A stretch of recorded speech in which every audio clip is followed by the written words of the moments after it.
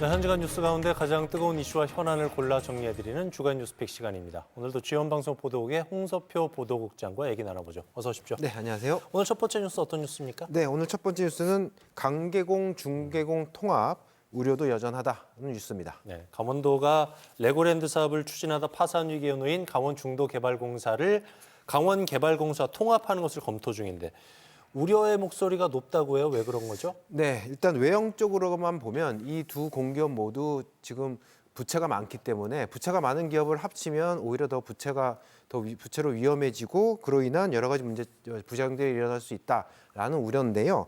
일단 이 문제는 하중도 관광지 조성 사업을 맡은 중도개발공사에서 일단은 시작이 됐습니다. 이 수년간 여러 가지 문제들이 발생을 했는데 중도개발공사의 성격 자체를 한 번에 여기서 짧게 설명을 다 드릴 수는 없는데 이 하중도 개발공사 자체가 그 도유지가 있는 하중도 땅을 부지를 개발을 해서 기반을 조성하고 그걸 기반 조성된 땅을 팔아서 투자비를 회수하는 그런 구조의 사업이었거든요. 그런데 사업 과정에서 문화재가 발굴이 되고 또 사업 기간이 늘어지고 부동산 시장이 침체되면서 토지는 팔리지 않고 이러면서 이제 금융 부담 등이 막 눈덩이처럼 늘어나서 현재 이 중도개발공사가 부채가 엄청나게 많이 늘어난 상태거든요. 물론 여기에 레고랜드 조성 과정의 문제는 제외하고도 그런 겁니다. 그래서 여기에서 이 진행됐던 문제들로 인해서 현재 중도개발공사의 재무 상태는 대출이 270억, 중도금 반환 543억, 그다음에 소송 패소로 인한 비용이 47억, 여기에 잠재적 부채까지 하면 강원자치도가 발표한 자료를 보면 부채만 현재 1,030억 원이 넘고요. 또 여기에 유적박물관 조성해야 되는 비용, 그리고 앞으로의 공사 운영비 이런 것들 등등을 하면 오는 27년까지 필요한 돈이 1,800억 원입니다. 그러니까 이 돈을 부채를 갚을 방법도 또 이 필요한 병비들 돈을 구할 방법도 현재로서는 중도개발공사에는 없다. 그러니까 이 상태로라면 파산이 분명한 것이고 그래서 강원자치도가 파산할 경우에 발생하는 피해 규모가 한 4천억이 넘을 것으로 추산을 했고 또 개발해 놓은 땅도 어떻게 될지 모르는 여러 가지 송사에 휘말릴 수 있기 때문에 그래서 이제 대책을 찾은 것이 바로 강원개발공사와의 통합입니다. 이제 강원개발공사는 어쨌든 그 강원도 제일 큰 공기업으로서 부동산 그 개발의 전문성을 가지고 있거든요. 근데 이 통합을 두고 이제 시민사회단체나 곳곳에서 여러 걱정하는 시선들이 많은 건데.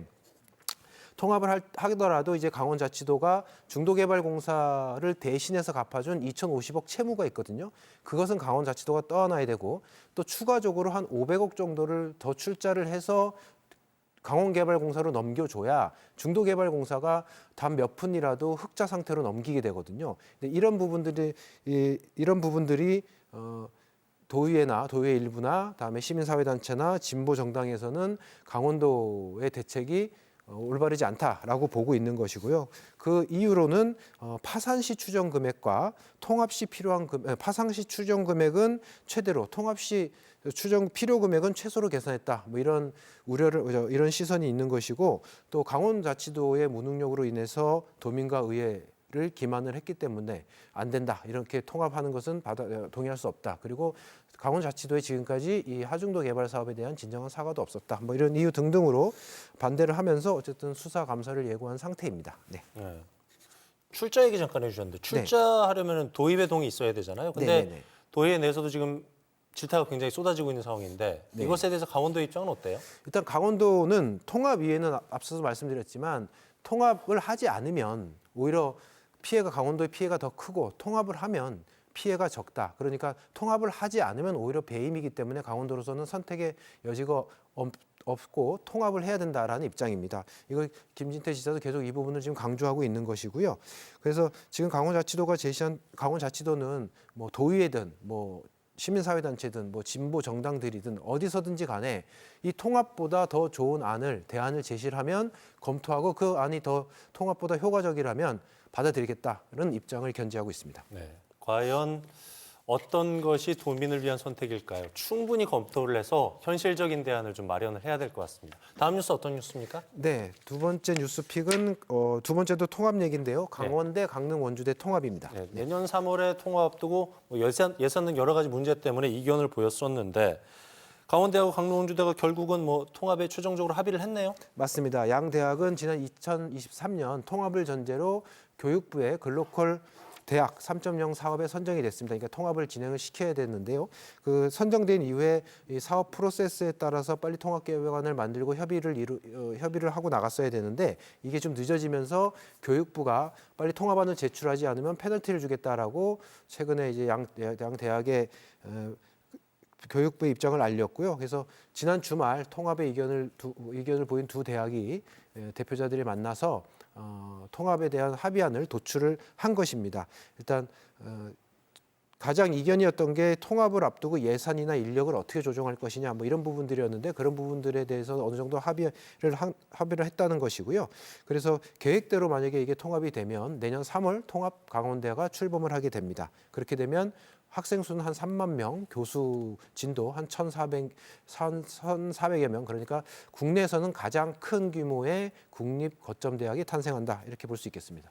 덩치가 이제 굉장히 커지는 건데 그렇다면은 통합 강원대 캠퍼스 어떻게 운영이 됩니까? 네, 일단 통합 대학의 명칭은 강원대학교고요. 강원대학교 총장이 통합대학의 총장을 맡게 됩니다. 그리고 지금 캠퍼스가 네 군데로 나눠져 있는데요. 춘천, 원주, 강릉, 삼척. 이 각 네 개 지역마다 부총장급의 캠퍼스 총장을 두게 되고요. 그리고 각 그 캠퍼스마다 대학 혁신 전략실이란 것을 두어서 자율적인 운영과 특성화에 집중하도록 할 계획입니다. 이 특성화의 방향도 어느 정도 정해졌는데요.